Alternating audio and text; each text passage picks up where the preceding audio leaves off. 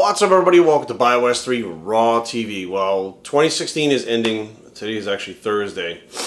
Tomorrow is Friday, obviously. And then Saturday, the last day of 2016. I like to do these videos every year for the last 3-4 years. Wrap-ups of the year. And, you know, some of the years were just amazing years. Some of the years were okay. 2016 was a very up and down year. I'd say it was an even year for me. Now, a lot of good things happened in 2016, and, you know, I'll run through them right now. And, yeah, I just want to thank you guys for the support for, like, the last year. The ups, the downs, you know, I mean, basically it's an amazing feeling to click onto your videos and read the comments and get the emails and the messages on Instagram and stuff for people supporting you. You know, people that have never met you but can relate to you based on the fact that, you know, as YouTubers, some of us who do the vlogging type things open up our entire lives to you guys. And we show you everything. And it's very hard to understand that when we meet you guys sometimes, you really know us. You really do. We've never seen you. We don't know who you are. We may know your screen names and stuff like that, but we're not really sure, you know, who you are when we meet you. But you feel like, oh, you know, this is an old friend of mine, Jerry, or, you know, John or Joe, whoever, you know, you're watching and stuff. But it's amazing that we just have the opportunity to actually come into your living room or your while you're doing your cardio, which is, I guess, when most people watch me, and are able to share our lives with you. Now, January started off an amazing month this year. Aaron and I went to Mexico for our first trip ever. We went to Cancun. That video is up. I think it's multiple videos, actually. We filmed some for the Underground, and we got engaged. You know, Aaron and I got engaged in Mexico. I think nobody was really surprised. I think people understood that that was probably coming.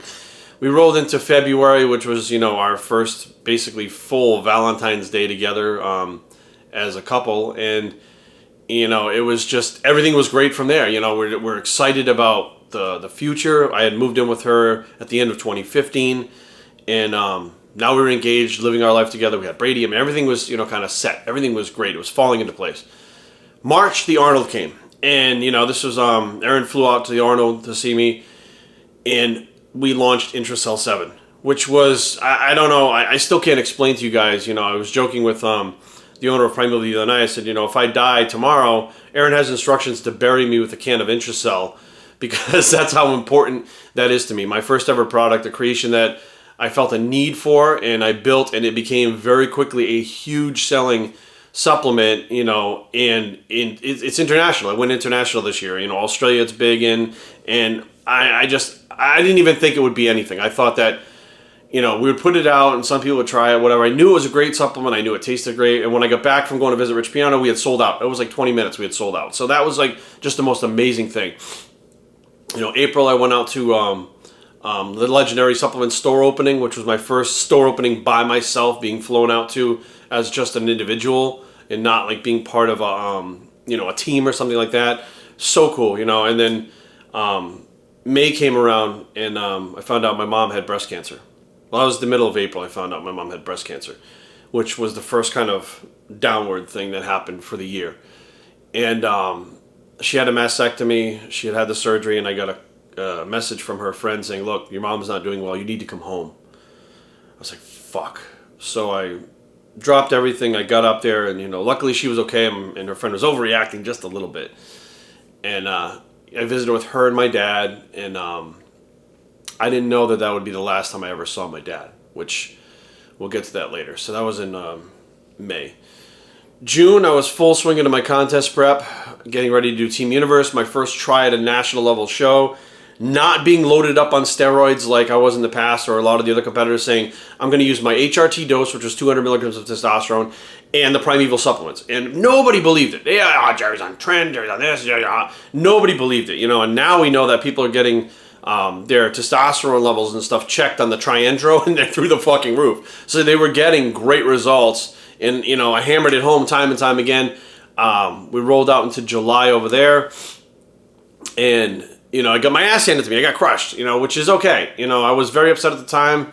I felt like I really gave it my all. However, I knew that I was not good enough, you know, and I have a little soul searching there, not being good enough and getting down on myself. Or what could I do different? Should I go back on the steroids? Like some soul searching. But within that time, my father had started to degrade, and he couldn't speak any longer. He had what they thought was a paralyzed vocal cord. He couldn't talk. So I couldn't even talk to him on the phone or anything like that. He'd been hospitalized twice. the first time right before I got to the show, the week before the show, and then on his birthday, July 21st. And, I kind of stepped back and decided at that point not to compete anymore. I said, I'm not going to do the North Americans. I'm not going to do the Masters Nationals. I think I'm done. I have some other opportunities coming up that I really want to take advantage of. And one of those was flying down to Nutrition Solutions and seeing their headquarters and really kind of getting a grasp to some of the other things that were going on in the industry that I missed out on for the chunk of time while I was competing. And that's exactly what happened. I missed out on that chunk of time. So after doing that and revamping a little bit, getting my shit back together, getting back on the quote-unquote grind, hustle, whatever you want to call it, we came into the Olympia, had a great Olympia, and Aaron and I got married. We got married at the Olympia, one of the greatest days of my entire life. It was perfect. It was just me and her. We did what we wanted to do. Everything seemed like, wow, it's falling into place. I did the show, which was a great thing, but I learned what I needed to learn from that. I'm back on here. I'm back doing what I need to do. I'm married to my, my wife and my best friend. This is amazing. And October came, and I got the call that my dad had 2 weeks left to live. I got that call on a Friday. Erin booked the flights before I even got home from the gym. I dropped everything and left my clients. I got home. The flights were booked. I started discussing things with her. I was set to film a video for Primeval the next day on Saturday. Excuse me. And I was going to fly out Monday to go see Dad, spend some time there with him. And the following day, less than 24 hours, I got the call that he was gone. He died. So I never got to make it home. I never got to see him again. I never got to talk to him again. I never got to physically interact with him and let him know all the things that I needed to let him know that I think he needed to know. And that really kind of crushed my whole year. I'll be 100% honest with you. It absolutely crushed my whole year. All the good things that happened, it negated them all. It just shut it right down. And something I had known about before he died that was coming up that I really wish he was here to see. I made the cover of my first magazine. I was on the cover of Muscle Sport magazine, which gave me a complete feature in the magazine about getting off heroin and beating drug addiction. And, I stepped back and I'm like, these amazing things with the supplement launching, competing in my first national show.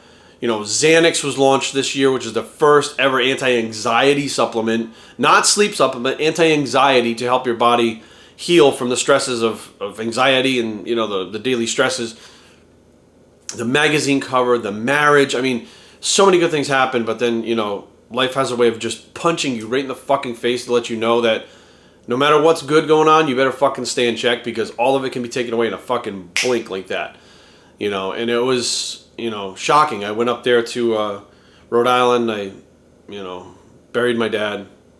We did the military burial. You guys have seen all this stuff. I'm sorry I'm rambling about it, but it's just, I can't hammer home enough how you can be on such a high and then it just drops out from underneath you. And the only thing that you can do is try to wither that storm and then push forward and come out to the end of, here we are in 2016 at the end of the year. Christmas just went by. It's been, a hard last couple of months, but focused, doing what I need to do. And the one thing I've learned, Aaron and I closed out the year by going on our honeymoon to Bahamas, which you guys saw how that turned out, which was an interesting thing for both of us. But leading into 2017, the thing I learned the most this year out of 2016 is measuring your life from January to December doesn't make any fucking sense. Like, nothing is magically going to change January 1st. I used to get upset when a good year went by, and I would visually be upset New Year's Eve when the clock was going to turn midnight and become 2017 or whatever the year was. And what I realized was there's going to be ups and downs in 2017. Like, your life is one continuous thing, not to be measured in these small increments that I think people put so much focus on. And it can be really distracting and bring you down if you're focusing on these small increments that I had such a bad year. I'm hearing people go, oh, 2016, I can't wait to fuck it. It's over, I can't wait to 2017. Well, I started focusing on what was going to be happening in January and August. You know what I mean? I already put things into motion where I said, okay, when, the New Year's resolution stuff hits, I need to be prepared for, training businesses, stuff like that. Like, that's, like, it doesn't have to be measured in that. Your life continues.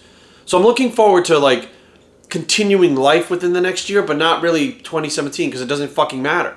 Like, the years just don't matter. The years go by so fast as you get older that you blink and you're like, holy shit, what the fuck just happened? Brady's a year and a half old already. Aaron and I have been together a fucking year and a half. And we're married. Like, everything went by like that. And Dad's gone. It's fucking mind-blowing to where you kind of got to take a step back and slow down for a second and say, I'm just going to live today and push today and do everything I need today and tomorrow and the day after. And I'm going to replicate that as many times as I possibly can, doing better and better and better and better, trying to get further with everything and reach people and touch people and, and not touch people, but, reach out to people and help them and do everything I possibly can so that when I'm gone, finally, it was all worth something. And that's not going to be measured from a year. Nobody's going to say, Jerry did his best work in 2015. Nobody's going to say, Jerry had his best year in 2017. They're going to go, in his lifespan, this is what he did. So I think that was my biggest lesson this year, was to understand that your lifespan is your lifespan. If you're having a bad year and hoping 2017 is going to be better, unless you change what you did in 2016, it's not magically going to change all of a sudden when it hits fucking 2017 and your life is going to be great. I've had people in my life that, I can't wait till this year's over. They're saying this in September.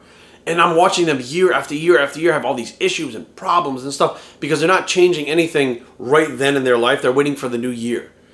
So in closing, guys, don't wait for the new year. Well, fuck, it's already here anyways. But anyways, instead of waiting till Monday to start something, a new diet, a new, anything, whatever it is, you're going to learn how to fucking needlepoint, you're going to learn how to fucking juggle, you're going to learn how to do chainsaw sculptures with ice, whatever the fuck it is. Don't wait till Monday. Do it right fucking now. Thank you guys for the support over this past year. I can't thank you enough. Thank you for tuning in every week just to see what the fuck I'm doing and what I'm going to say next and where I'm going to be and all that stuff. I appreciate it. You guys have no idea how much fun it is for me to do this stuff and how truly blessed I feel and lucky I am to be doing this stuff. It is just the greatest thing in the world. So heading into 2017, guys, let's just keep doing what we're doing. Unless it's bad, then don't do what keep doing what you're doing. Do something new, okay? bios3training@gmail.com. Leave comments down below, but don't fight. www.biostrength.com is a blog. It's the goodbye 2016. Hello 2017. Does it really fucking matter anyway, bicep? And we are